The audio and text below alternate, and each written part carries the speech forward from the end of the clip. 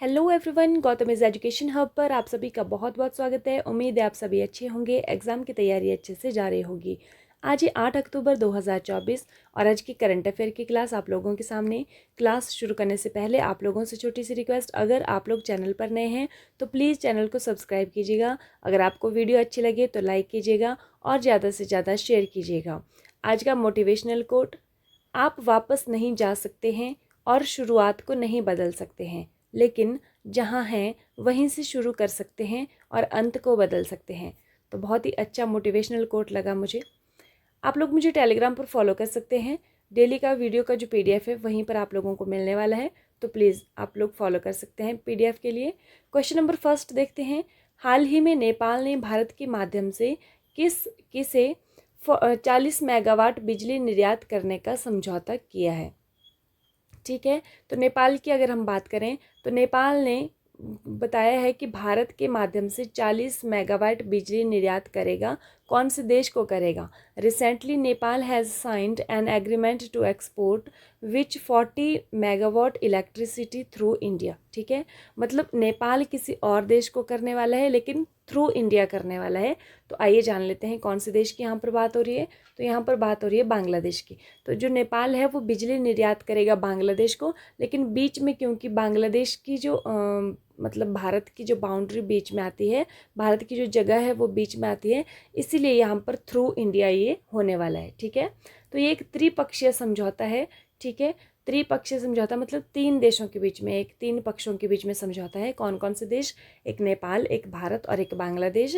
ठीक है, तो यहाँ पर जो नेपाल जो बांग्लादेश को बिजली निर्यात करेगा, लेकिन बीच में कौन है? भारत है, तो इसीलिए इस समझौते में भारत भी शामिल है। और यहाँ पर जो ऊर्जा निर्यात मीटर है वो मुजफ्फरपुर में लगने वाला है, ये भी आप लोगों को ध्यान रखना है।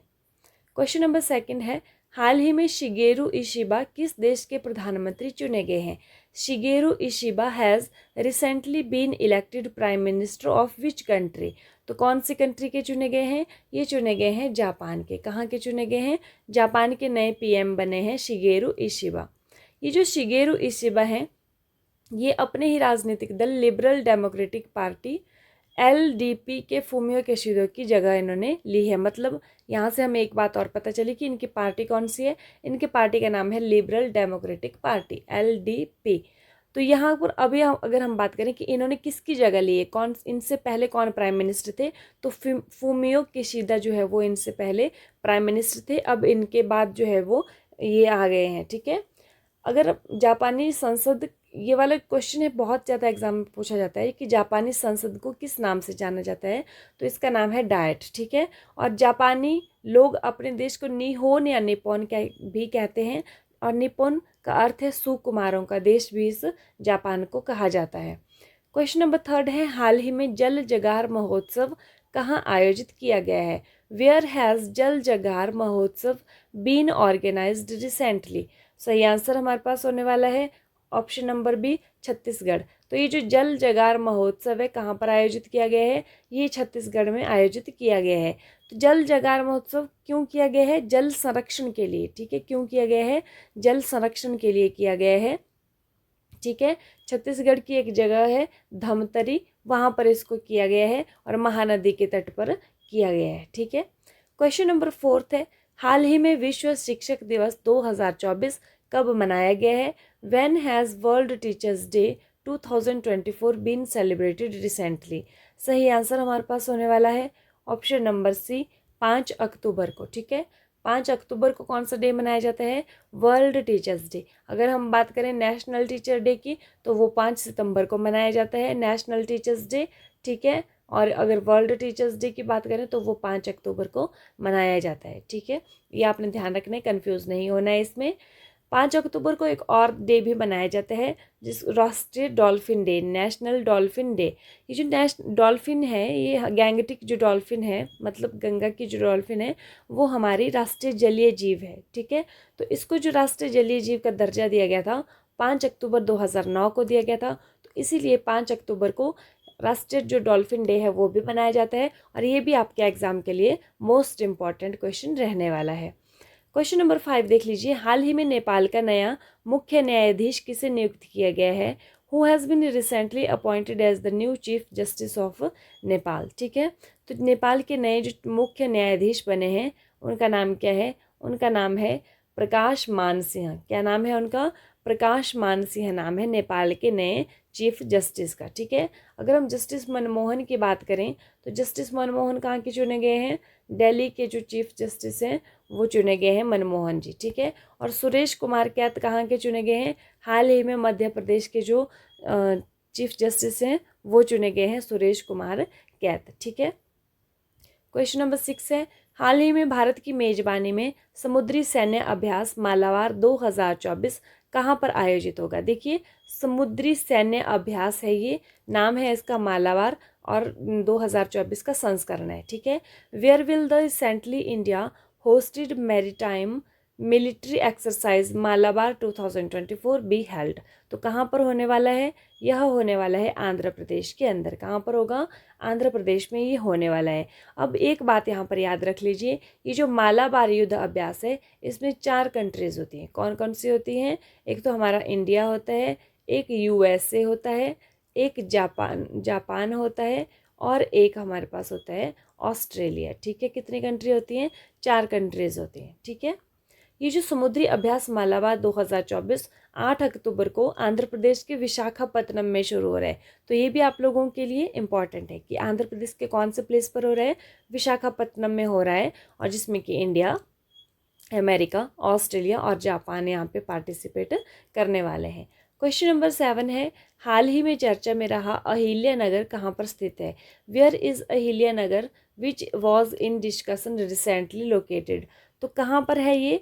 यह है महाराष्ट्र के अंदर। कहाँ पर है? महाराष्ट्र में। अब ये चर्चा में क्यों है?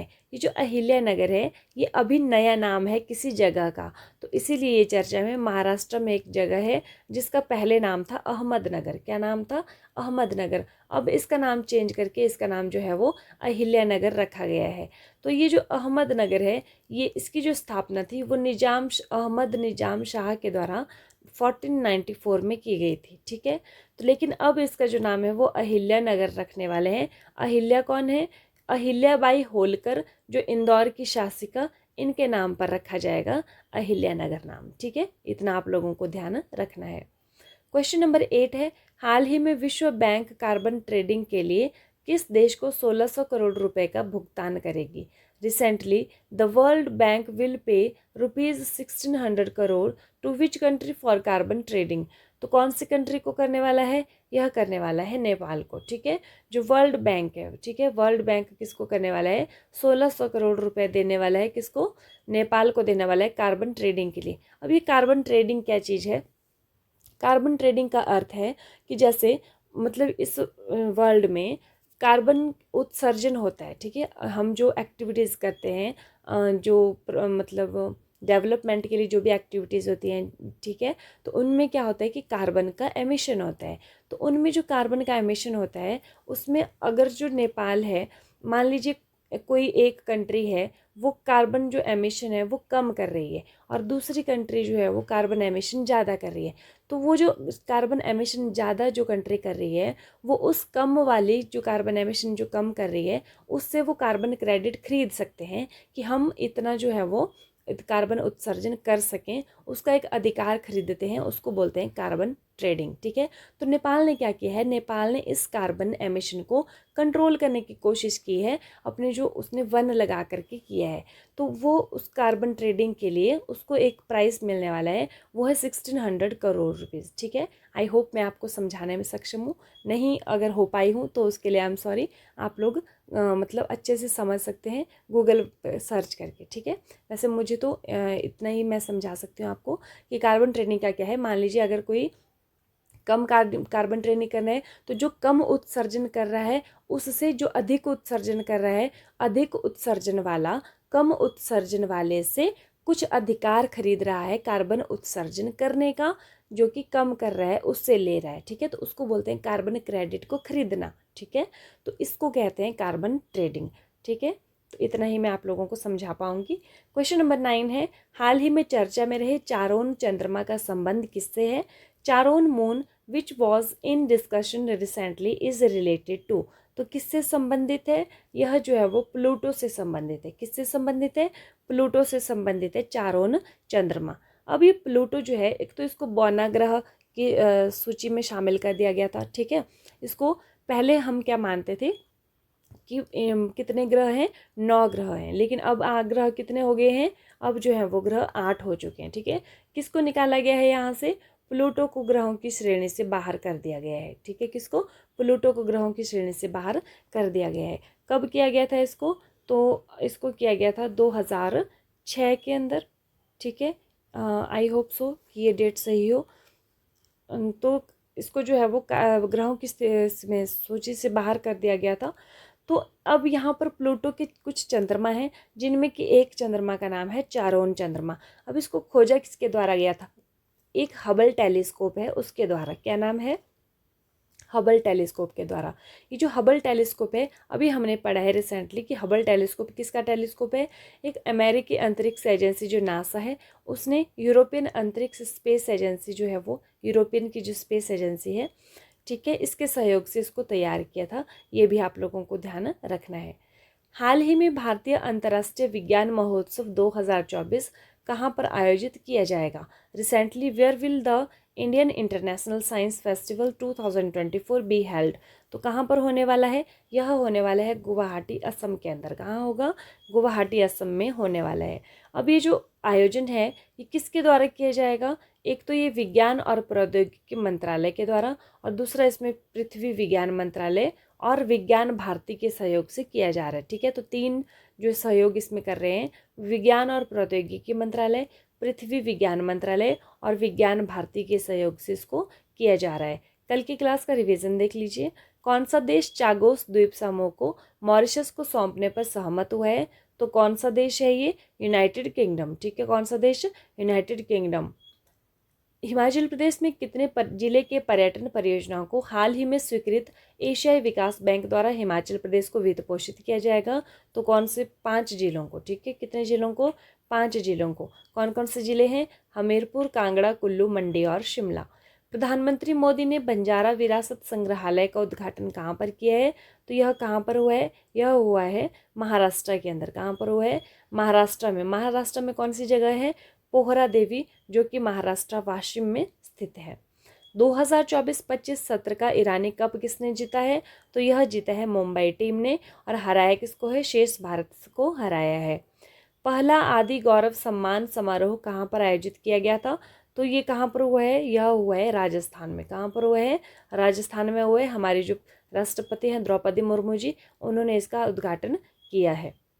विश्व में सर्वाधिक विदेशी मुद्रा भंडार वाले देशों में भारत का कौन सा स्थान है? तो फॉरेक्स रिजर्व की यहाँ पर बात हो रही है, तो चौथा स्थान है भारत का, ठीक है। अक्टूबर 2024 में भारत सरकार ने किस अंतर्राष्ट्रीय एजेंसी में शामिल होने की स्वीकृति दी है? तो यह अंतर्राष्ट्रीय ऊर्जा दक्षता हब में शामिल हो रहा है, इंटरनेशनल एनर्जी एफिशिएंसी हब में।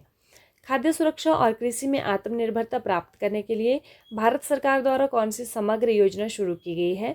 तो कौन सी योजना शुरू की गई है? इसका नाम है कृषोन्नति योजना। कौन सी योजना है? कृषोन्नति योजना है। अक्टूबर 2024 में केंद्र सरकार द्वारा किन भारतीय भाषा या भाषाओं को शामिल शास्त्रीय भाषा का दर्जा दिया गया है? तो कौन सी भाषाओं को दिया गया है? मराठी, असमिया, पाली प्राकृत और बंगाली, इन सभी को दिया गया है। पहले 6 भाषाएं थी, अब 5 और जोड़ गई हैं, तो अब 11 जो है वो कुल शास्त्रीय भाषाएं भारत में हो चुकी हैं। पहले की 5 कौन सी हैं? तमिल, संस्कृत, तेलुगु, कन्नड़, मलयालम, ओडिसी, और सबसे पहले शामिल होने वाली 2004 में जो शामिल हुई है वो है तमिल भाषा, ठीक है। ये भी आप लोगों को पता होना चाहिए। भारत सरकार का कौन सा मंत्रालय हाल ही में स्वीकृत राष्ट्रीय खाद्य तेल मिशन तिलहन NMEO तिलहन को लागू करने वाला है? तो कौन सा करेगा? यह करेगा केंद्रीय कृषि एवं परिवार कल्याण मंत्रालय, जिसको कि हम बोलते हैं union ministry of agriculture and family welfare. इसका मतलब है कि हम जो है वो तिलहन का उत्पादन अधिक से अधिक अपने देश में करें, जिससे कि हमारा जो तिलहन एक्सपोर्ट पर जो हम निर्भर रहते हैं, डिपेंड रहते हैं, 60 to 65% हमारे जो यूज़ का जो तिलहन हम एक्सपोर्ट करते हैं, ठीक है। जितना हमें ज़रूरत है उतना 60 to 65 जो % है उसको हम आयात करते हैं बाहर के देशों से, ठीक है।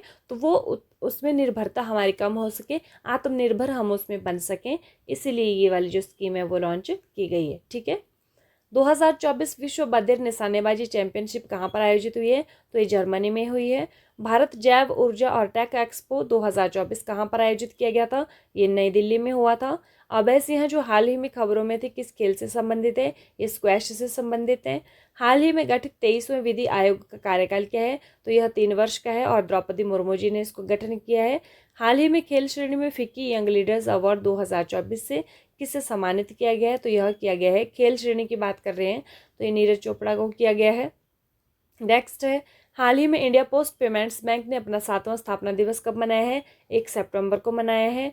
हाल ही में विश्व बैंक ने वित्त वर्ष 2025 के लिए भारत के लिए विकास का कितना पूर्वानुमान व्यक्त किया है? तो यह है 7%। हाल ही में एंटी रेप बिल अपराजिता किसने पारित किया है? तो यह किया है पश्चिम बंगाल में। ठीक है।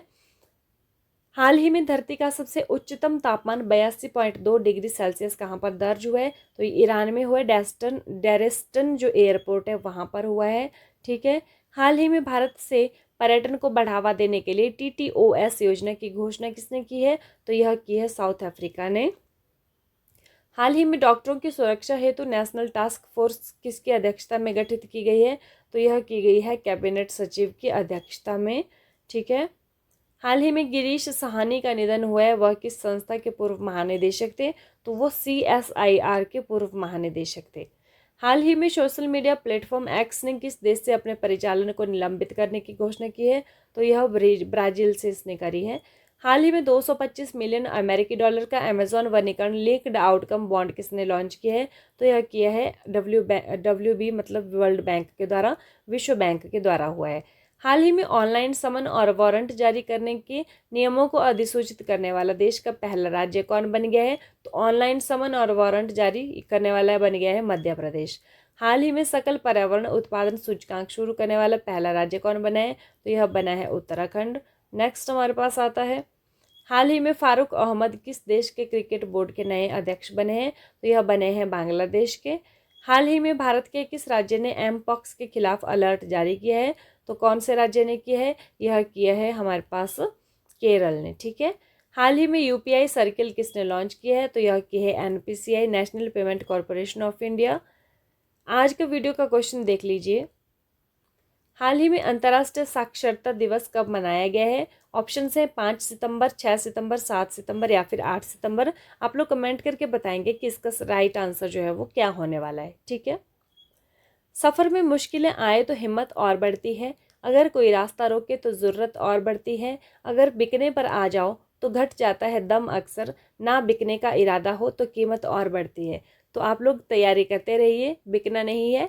किसके आगे नहीं बिकना है? कि जो हमारे जो और प्रलोभन होते हैं हमें मिलते हैं पढ़ाई के अलावा, वो चीज़ें हमें ज़्यादा अच्छी लगती हैं। ठीक है। तो पढ़ना हमें कुछ मुश्किल लगता है तो हम बिक जाते हैं, तो ऐसे बिकना नहीं है, हमें झुकना नहीं है। ठीक है। अडिग रहना है अपने जो फैसले पर कि हमें पढ़ना है तो पढ़ना है, तैयारी करनी है तो करनी ही है, भले ही हमारी जो राह है उसमें कितनी भी बाधाएं क्यों ना हो। ठीक है। इसी के साथ thank you and have a nice day. खुश रहिए, अपना ख्याल रखिए और अपनी तैयारी को डे बाय डे मजबूत रखिए।